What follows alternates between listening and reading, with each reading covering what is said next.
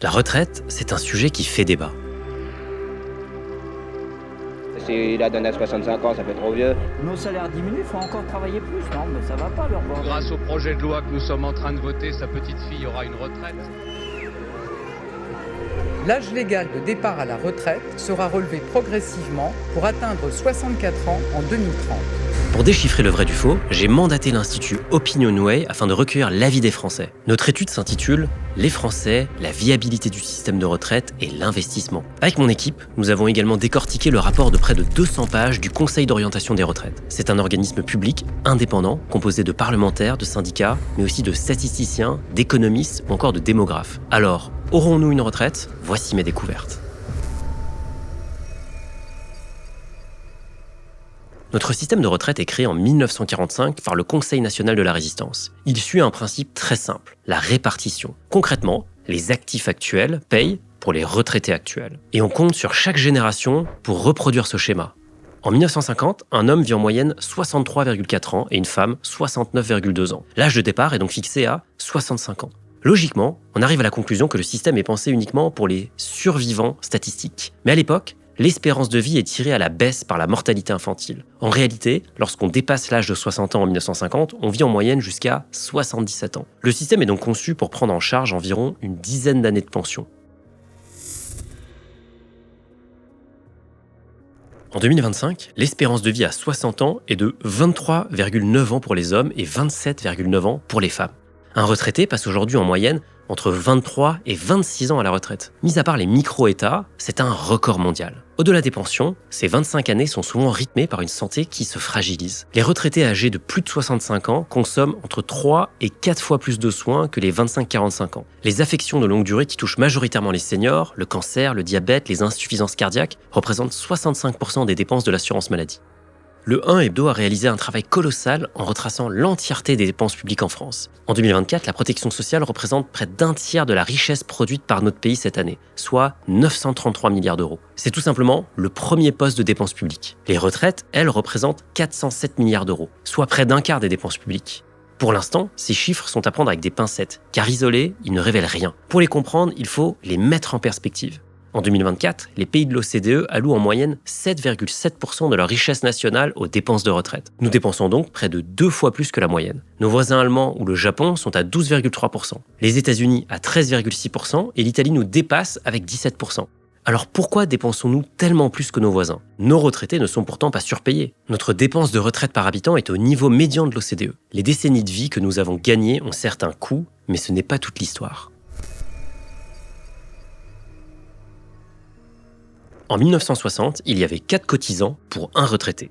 Avec un système excédentaire, le président Mitterrand décide d'abaisser l'âge légal de départ à la retraite à 60 ans. Mais en 2023, il ne reste plus que 1,8 cotisants pour chaque retraité. Selon les projections du COR, le Conseil d'orientation des retraites, ils seront 1,4 d'ici 2070. Ce phénomène est dû au fameux vieillissement démographique, aussi appelé inversion de la pyramide des âges. Une pyramide normale est large en bas et étroite en haut. Il y a beaucoup de jeunes et peu de personnes âgées. Mais aujourd'hui, cette pyramide s'inverse. Comme il y a beaucoup moins de naissances, la base rétrécit. Comme nous vivons plus longtemps, le sommet s'élargit. Ce vieillissement démographique n'est pas une singularité française. La Norvège, le Japon, la Chine, l'Allemagne ou encore l'Italie, toutes les économies développées et modernes font face à cette transformation structurelle. La trajectoire semble inévitable et même naturelle. En 2025, pour la première fois en 80 ans, il y a eu plus de décès que de naissances en France. Mathématiquement, le système est donc difficile à tenir sur le long terme. Afin que le système survive, l'État doit avoir recours à la dette. En 2024, le système de retraite affichait 1,7 milliard d'euros de déficit, soit 0,1% du PIB. Selon le COR, il sera en déficit de 0,2% du PIB d'ici 2030,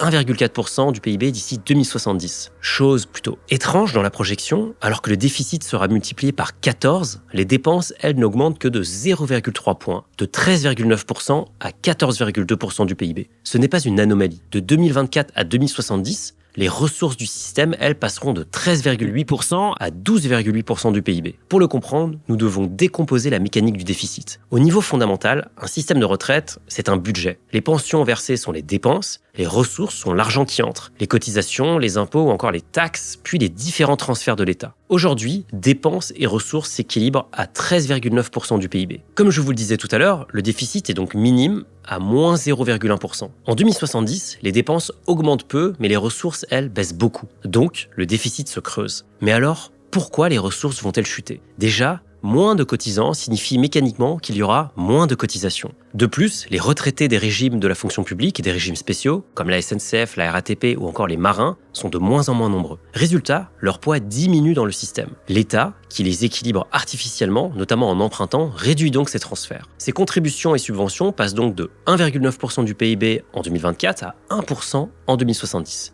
C'est moitié moins.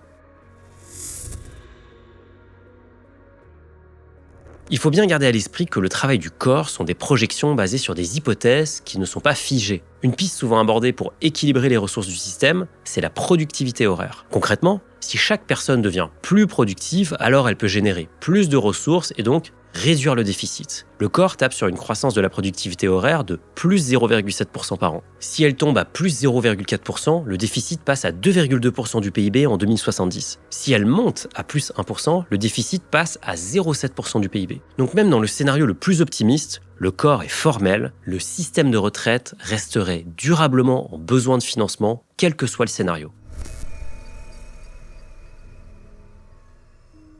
Ça y est. Vous avez toutes les cartes en main pour comprendre pourquoi l'avenir de notre système de retraite est au minimum incertain. C'est dans ce contexte que j'ai mandaté Opinionway. Leur rôle, c'est de m'aider à comprendre ce que pensent vraiment les Français. 87% des actifs sont inquiets pour l'avenir des retraites. 76% des actifs ont le sentiment de cotiser pour un système dont ils ne bénéficieront jamais. Enfin, tandis que 86% des retraités actuels pensent vivre indéfiniment de leur pension d'État, moins de la moitié des actifs pensent que ce sera aussi leur cas. Alors, sur quoi comptent-ils à la place ? 21% des actifs pensent vivre du fruit de leurs investissements, contre 5% des retraités actuels. Chez les moins de 35 ans, ce chiffre monte même à 26%. Chez les jeunes, beaucoup pensent qu'ils devront se débrouiller seuls. 17% des actifs envisagent même de maintenir une activité professionnelle à la retraite. Aujourd'hui, seulement 4% des retraités le font. La logique a basculé. Les jeunes générations ne comptent plus sur la solidarité.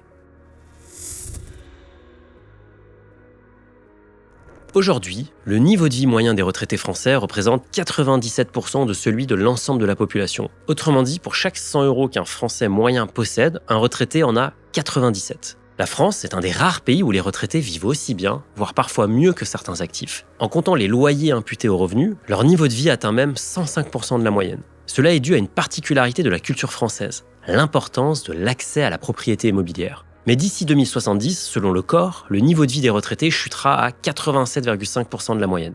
Pourquoi un tel décrochage ? Quand vous travaillez, votre salaire augmente de deux manières. Il suit l'inflation et les gains de productivité.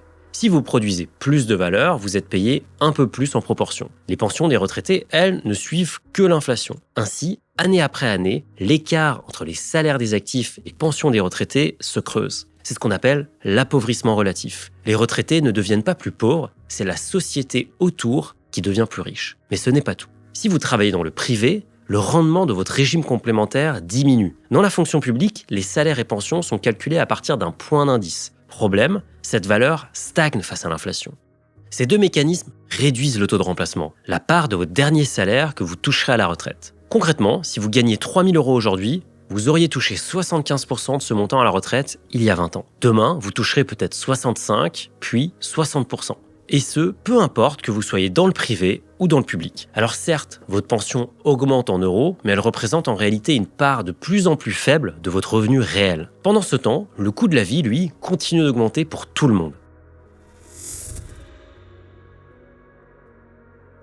75% des retraités refusent une baisse de leur pension actuelle si cela garantissait aux générations suivantes d'avoir une retraite. Parmi eux, 33% disent non de manière catégorique. Pour les 80% des retraités qui gagnent moins de 2 000 € par mois, c'est plutôt compréhensible. Mais même parmi les retraités qui gagnent plus de 3 500 € par mois, 67% refusent. En 2024, les revenus des retraités ont fortement augmenté, mais leur consommation, elle, n'a pas suivi. Résultat, les 2/3 de la hausse du taux d'épargne national viennent des retraités.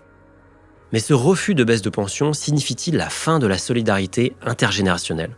Pas vraiment.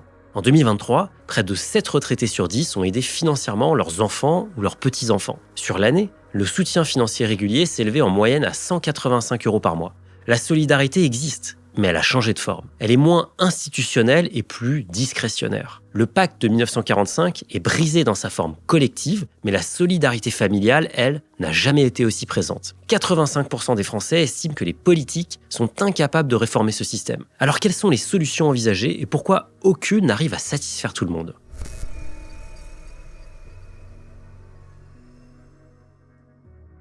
Même si elle a été temporairement suspendue, la réforme de 2023 décale progressivement l'âge légal de départ à la retraite de 62 à 64 ans. Pour les Français nés après 66, il faut désormais 43 annuités complètes pour partir à taux plein avant 67 ans. D'ailleurs, dans notre étude, les Français pensent à partir à la retraite à 64 ans et 7 mois en moyenne. Ils ne disent plus 62 ans, c'est la preuve que la communication autour de la réforme a fait son effet. D'ailleurs, l'effet attendu de cette réforme est de retarder le versement des pensions, percevoir plus de cotisations et donc soulager le système. C'est le seul levier qui augmente le PIB car il contraint les individus à travailler plus longtemps. Le problème social est évident, mais surtout, seulement 42,4% des 60-64 ans travaillent effectivement. Ce chiffre s'explique par la discrimination à l'embauche, la pénibilité des métiers et l'usure physique. Repousser l'âge légal ne sert donc à rien si personne n'embauche les seniors. En réalité, cela crée plus de chômeurs âgés.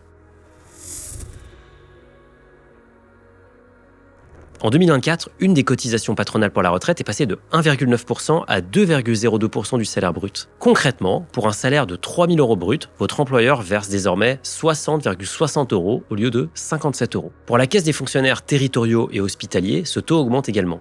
Plus de cotisations, c'est plus de ressources. Néanmoins, cela alourdit le coût du travail. Les entreprises risquent d'embaucher moins et le pouvoir d'achat des salariés pourrait diminuer. De l'autre côté, nous pourrions aussi baisser les pensions. Cette réforme toucherait les plus fragiles de la façon la plus forte. Entre 2017 et 2022, la pauvreté chez les retraités a augmenté de 40%. 10,6% des retraités vivent déjà sous le seuil de pauvreté. Paradoxalement, c'est moins que le taux de pauvreté national situé à 14,4%, mais lorsqu'on est plus âgé, cette pauvreté est encore plus compliquée à vivre car il n'existe presque aucun moyen de s'en extirper par le travail. Pour équilibrer le système de retraite, il existe une pléthore d'autres solutions qui sont envisagées, mais chacune ont un coût caché. Il est aussi possible de réformer les régimes spéciaux, comme ceux de la SNCF ou de la RATP qui ont déjà été supprimés en 2023. Même si ces régimes sont de moins en moins pesants dans les dépenses publiques, 2/3 des Français sont pour leur suppression pure et simple. D'un point de vue systémique, leur réforme ne change donc pas la donne. L'immigration permet d'augmenter les cotisations. Mais à long terme, ces immigrés deviendront aussi des retraités. Dans ce cas-là, nous devrions faire plus d'enfants. Les effets d'une politique nataliste ne se font sentir que dans 20 à 30 ans. Pendant ce laps de temps, beaucoup de choses peuvent se passer, comme l'obsolescence d'une solution passée face à de nouvelles données futures. Nous pourrions également redistribuer autrement, en taxant les plus fortunés, le capital ou encore les entreprises. Mais au-delà des dommages économiques, cela ne change pas l'équation démographique. Nous pourrions peut-être passer à un système par points ou même à la fameuse retraite par capitalisation. Mais en réalité, cette transition serait coûteuse et surtout conflictuelle. Non seulement elle amènerait à abandonner un modèle social très ancré, mais en plus, elle obligerait les actifs à payer pour les retraités actuels tout en cotisant dans le nouveau système. En somme, toutes les solutions ont des avantages et des inconvénients. Mais en tant qu'individus, avons-nous réellement du contrôle sur ces réformes au niveau national ? Face à ce dilemme, de plus en plus de Français se tournent vers l'épargne individuelle.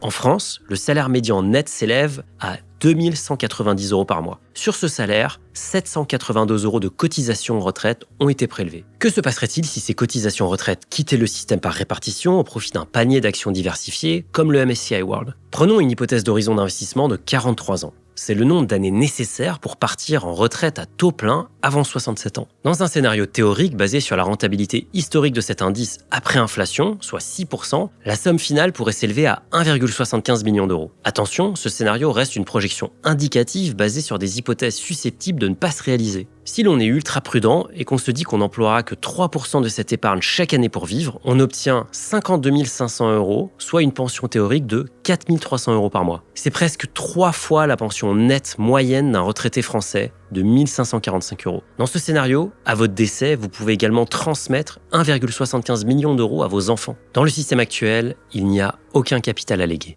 D'ailleurs, si vous souhaitez savoir dans combien de temps vous atteindrez la liberté financière grâce à vos investissements, rendez-vous dans l'onglet Analyse et scrollez vers le bas pour ouvrir la fonctionnalité Predict. Ensuite, indiquez votre objectif, votre âge, le montant pour vous sentir libre financièrement et vos revenus actuels. Puis indiquez quels sont les investissements que vous allouez à votre objectif, quel montant vous épargnez pour l'atteindre, et enfin appuyez sur Découvrir votre futur et Predict simule des milliers de scénarios afin de vous montrer votre plan sur le long terme.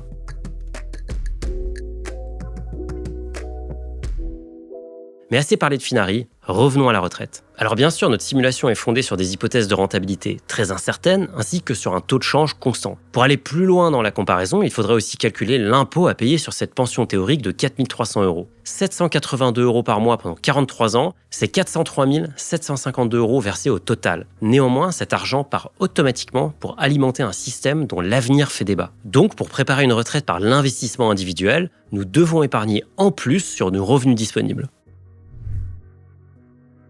Mais tout le monde ne peut pas se le permettre. Selon notre étude, seulement 38% des actifs ont commencé à préparer leur retraite. Ce chiffre cache des inégalités substantielles. 51% de ceux qui ont des revenus supérieurs à 3 500 € par mois ont commencé à préparer leur retraite. Parmi ceux qui ont des revenus inférieurs à 2 000 € par mois, seulement 29% ont commencé. 46% des CSP+ ont commencé. Parmi les ouvriers et les employés, seulement 31% se sont lancés. 42% des hommes ont commencé contre 35% des femmes. 15% des actifs vont même jusqu'à ne pas songer à préparer leur retraite et 6% ne savent même pas s'ils la préparent ou non. Aujourd'hui, épargner n'est pas encore une solution pour tout le monde, cela reste un privilège. Même si vous avez les moyens pour préparer votre retraite par vous-même, encore faut-il savoir comment s'y prendre.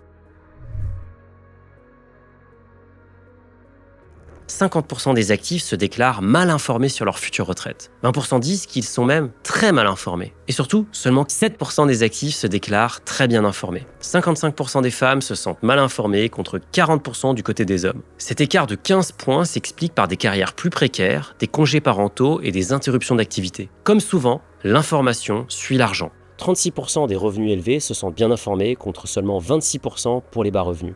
9 Français sur 10 jugent nécessaire d'investir par soi-même pour la retraite. Mais on l'a dit, seulement 4 Français sur 10 ont commencé à s'y préparer. C'est la preuve que le chantier de l'éducation financière est encore loin d'être achevé. Pourtant, si vous regardez cette chaîne depuis longtemps, vous le savez. Investir, ce n'est pas réservé à une élite, loin de là. Chaque dimanche, j'analyse les stratégies d'investissement de mes abonnés, qu'ils gagnent le SMIC, le salaire médian ou bien plus. Ces chiffres révèlent que sans revenus suffisants, il est difficile d'investir. Mais aussi que l'éducation financière est devenue une compétence essentielle pour comprendre les enjeux de sa retraite. Attention, toutefois, toute décision d'investissement doit être mûrement réfléchie et adaptée à votre situation personnelle.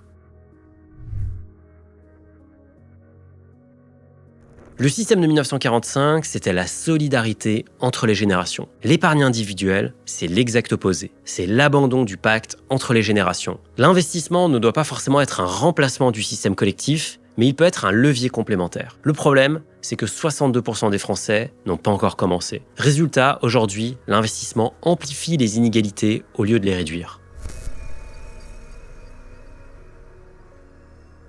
Le Conseil d'orientation des retraites considère que le système des retraites resterait durablement en besoin de financement, quel que soit le scénario. Mais en réalité, personne, ni le corps, ni le gouvernement, ni moi, ne peut prédire avec certitude l'état du système en 2050 ou encore en 2070. Le corps remet à plat ses hypothèses en 2026 et les élections sont en 2027. Les chiffres vont bouger et le débat va forcément revenir. Peut-être qu'une réforme majeure sauvera l'équilibre. Peut-être qu'un boom de productivité ou de natalité inattendu changera la donne. En tant qu'investisseur, je cherche toujours à minimiser mon risque. Aujourd'hui, miser 100% de son avenir sur une telle hypothèse, celle que tout ira bien, quoi qu'il arrive, c'est un pari qui incorpore un risque. Avec Finari, le message que je veux véhiculer, c'est un message de sobriété et de lucidité. En finance, lorsqu'un actif devient incertain ou volatile, on ne s'en débarrasse pas de facto, on diversifie. C'est exactement la même chose pour votre retraite. L'idée n'est pas forcément de rejeter le système par répartition, mais c'est plutôt de ne plus en être totalement dépendant. Considérez la pension publique comme un socle. Si le système tient bon, votre épargne personnelle sera du bonus. Au contraire, si le système faiblit ou que les pensions baissent, votre épargne sera votre filet de sécurité. Dans les deux cas, vous gagnez à vous préparer tôt car les intérêts composés sont amplifiés par le temps. Que le système soit réformé ou non, il y a une variable que vous contrôlez dès aujourd'hui, votre niveau d'éducation financière. 65% des moins de 35 ans voient les résolutions de début d'année comme une occasion de préparer leur retraite. Que vous en fassiez partie ou non, je vous recommande cette vidéo pour commencer à préparer votre avenir financier.